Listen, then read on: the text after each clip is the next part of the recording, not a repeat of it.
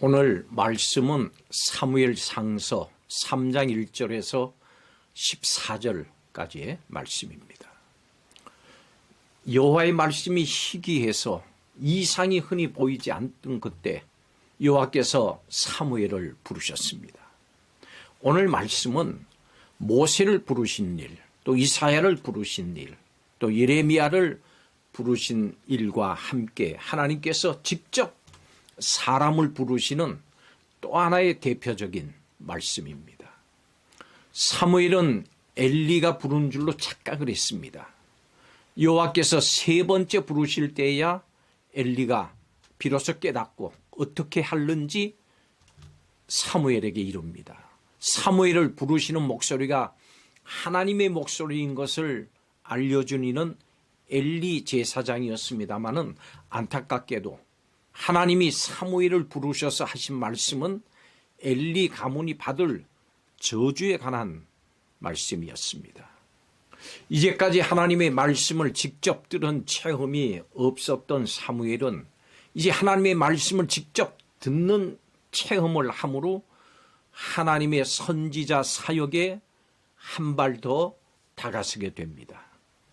제사장 집안으로 특권을 누리던 엘리 집안을 심판하시겠다고 하는 하나님의 말씀은 분명 두 귀가 왱왱 울리고 두려움으로 떨게 할 정도로 놀라운 일이었습니다.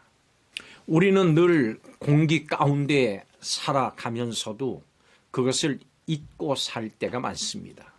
이렇게 우리는 우리가 살아가는 이 시대가 어떤 시대인지를 잘 분별하지 못합니다. 그러면 어떻게 해야 이 시대를 알고 또 바로 준비할 수 있을까요? 하나님의 말씀이 희귀한 이 시대를 사는 우리는 어떻게 살아야 할까요? 오늘 말씀을 통해서 살펴보겠습니다.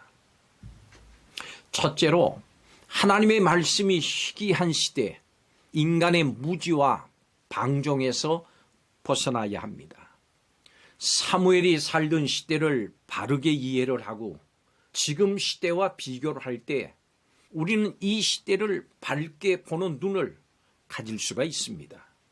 사무엘의 시대는 제사장인 엘리의 눈이 어두운 그런 시대였습니다.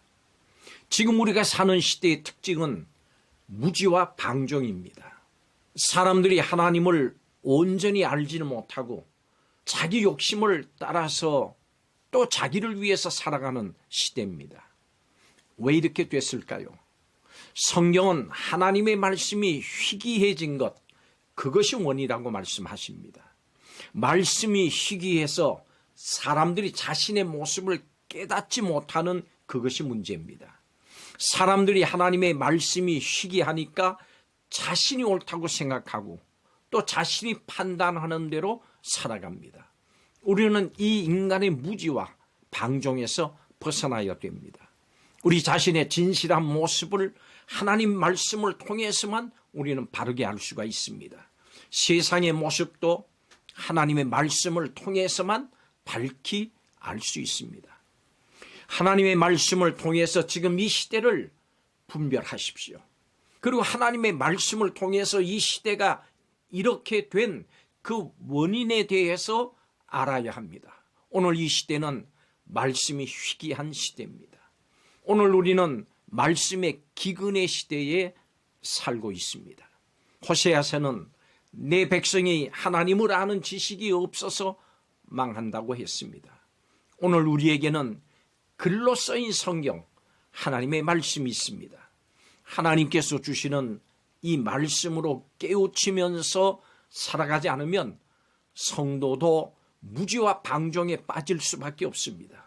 인간의 무지와 방종에서 벗어나는 길은 하나님의 말씀을 가까이 하는 것입니다. 두 번째로 하나님의 말씀이 희귀한 시대, 하나님의 말씀을 받도록 준비해야 합니다. 오늘 말씀의 기근을 우리는 어떻게 해결할 수 있을까요?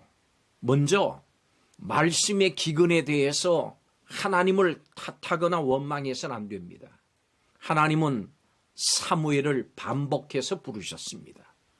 그가 하나님의 말씀을 들을 준비가 되기까지 반복해서 부르셨고 결국은 말씀을 분명하게 전하셨습니다.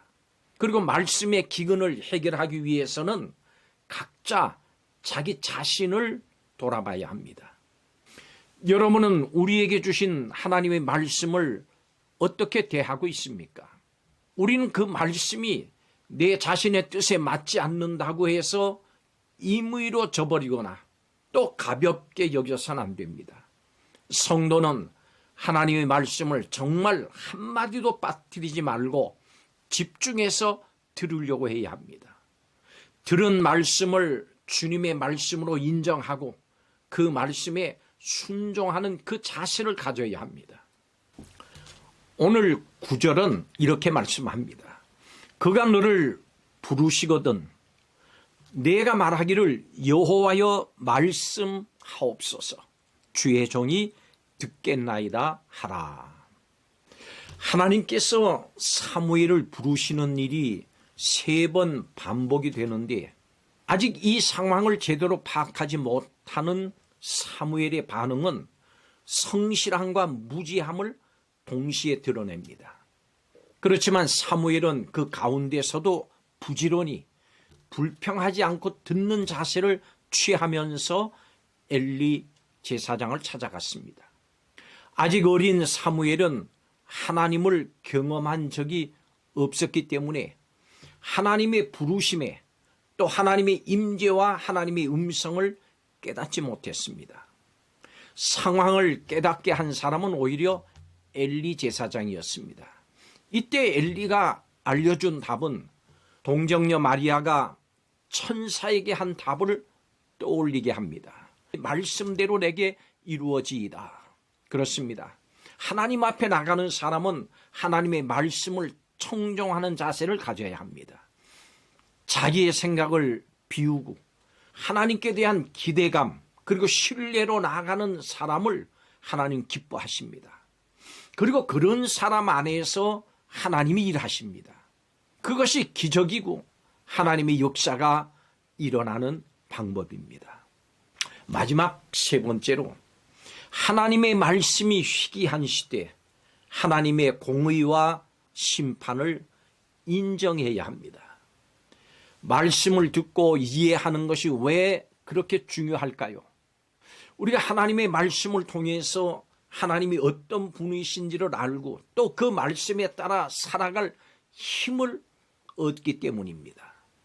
하나님이 사무엘에게 주신 말씀은 하나님께 드리는 제사를 멸시한 엘리 가문이 죄 사함을 받지 못하고 영원한 심판에 이른다고 하는 것이었습니다. 우리는 말씀을 통해서 하나님이 얼마나 우리를 두렵고 떨리게 할 만한 분이신지를 알게 됩니다. 그리고 그런 하나님이 허락하신 대속의 은혜로만 하나님께 나갈 수 있음을 깨닫게 됩니다. 우리는 말씀을 통해서 심판을 선고하시고 반드시 그 일을 이루시는 공의의 하나님을 깊이 바르게 알아야 합니다. 성도 여러분, 이런 하나님을 알아서 떨고 두려워하며 또한 하나님께서 베풀어 주신 그 큰 은혜와 사랑에 감격하고 있습니까? 행함이 없는 믿음으로 방종을 일삼는 사람들 속에서 하나님의 말씀에 순종하며 따라가기 위해서 애쓰는 성도들이 되어야 합니다. 우리가 살아가는 이 시대를 분별하십시다. 교활한 사탄 마귀가 자기의 때가 다한 줄을 알고 우는 사자처럼 삼킬 자를 찾는 시대입니다. 믿는 자까지라도 유혹을 해서 지옥 자식을 만들려고 하는 시대입니다. 이런 시대 성도는 하나님 말씀을 가까이 하는 만큼 강해지고 말씀을 의지하는 것만큼 악한 마귀와 싸울 수 있습니다. 하나님의 말씀을 굳게 붙잡고 두려움과 떨림 가운데 주님을 따라 순종하는 삶을 사는 성도들이 되시기를 바랍니다. 기도하겠습니다. 말씀이 희귀하던 시대에 사무엘을 부르시고 말씀을 주시려는 하나님의 그 열심을 인해서 감사드립니다. 말씀의 기근으로 인한 무지와 방종을 경계하는 성도들이 되게 하여 주옵소서. 말씀을 통해서 하나님을 힘써서 바로 알고 두렵고 떨림으로 하나님을 섬기며 순종하며 나가는 성도들이 되게 하여 주시옵소서. 감사드리며 예수님의 이름으로 기도하옵나이다. 아멘.